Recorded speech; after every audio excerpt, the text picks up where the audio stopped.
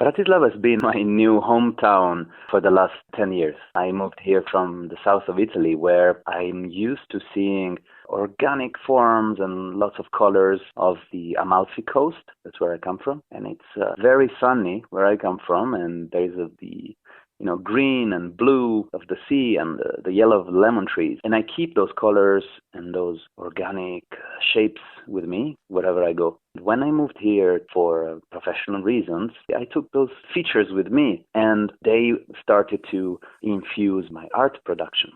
So when I started to look at the architecture here, I started to see a lot of straight lines, cubes, and sharp structures. Sometimes, not necessarily so colorful and as in the more southern parts of the world. Then I said, I could look at the architecture here through the lens of my home region. When I was looking at your pictures, your drawings, I really could see all the bright colors. So that would be my question. So don't you find Bratislava a bit dark, gloomy, and maybe even depressive? Well, when you are an artist and you are a respectful tourist or a respectful and curious foreigner, you usually tend to put your curiosity for new things first. And that's a good approach for everybody who lives in another country. So as funny as it may sound, when I came here, I was taking pictures of everything because everything was interesting. And the weather was definitely different with way fewer days of sun. But that's also interesting because the lights of the city change a lot during the week and during the month. And that's quite a stimulating feature for artists because you see the same city has moods. It's quite a moody place for me. It changes dramatically from fantastic sunny days with just, one little white cloud in the sky and the gray sky that amplifies the gray buildings. Buildings in Bratislava are definitely kind of gray. But speaking of buildings, what is your favorite building to draw, and maybe what building fascinates you the most in Bratislava? The one that struck my attention the most was I was walking one day to a little market, fresh market that I love in Žilinska ulica, and as I walked by, I just noticed that there was a pyramid, but it was built upside down, completely against gravity and logic, and that was the radio. And that really blew my mind. I had never seen anything like that before. And I immediately took photos, and I immediately started to work on some illustrations to depict it, but with the night sky and the moon. I made a romantic version of it, yeah. How many pictures of Slovak radio have you already drawn?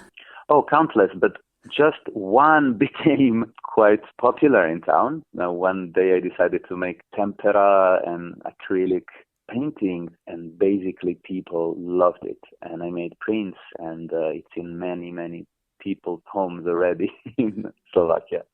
As you're a foreigner, I believe that you know also other foreigners here in Bratislava. So how do they perceive Bratislava? Also in this kind of gray colors? All right, I can reply that I think I am the person who complains the least of the people I know. Okay. And I have in my mind right now two questions. First question is if you know any other Slovak artists, and maybe if you are in touch with them, and if you know Slovak art in general, and what do you think about it? I know the art that I've seen in museums and galleries, and just talking both public state galleries with modern, contemporary, and classic art, and I've seen them countless times.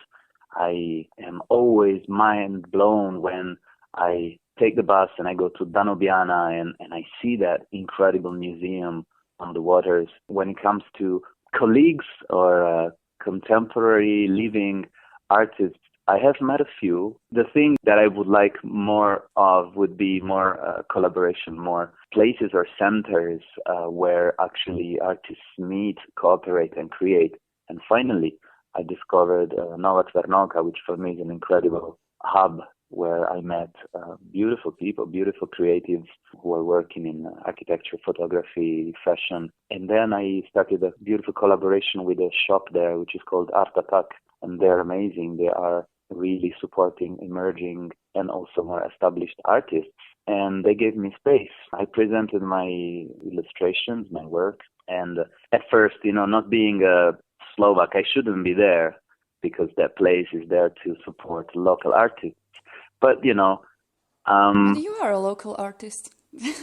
Thank you. I appreciate that. I appreciate you saying that. Not everybody, you may be surprised, but when I went to some galleries many times, I was, of course, rejected because, well, that's part of an artist's career with the reason that I'm not from here. So they said, no, well, we don't exhibit foreigners. Well, that was my last question. That have you been artist like since ever? Is this your original profession why you moved to Bratislava, or did you move also because some other reasons for some other job and then you became artist only thanks to Bratislava? In fact, I was born an artist like we all are. Yeah, creativity is basically, it's a package that we're all born with, and then you can cultivate it or not. And I cultivated it more or less and less intensely throughout my life. And for a long period, I had a break because I moved to music and writing. And eventually, when I came here, yes, that magic happened, like you described. I went back to visual arts. So absolutely, Bratislava represented a powerful source of inspiration to go back to painting, drawing, and illustrating.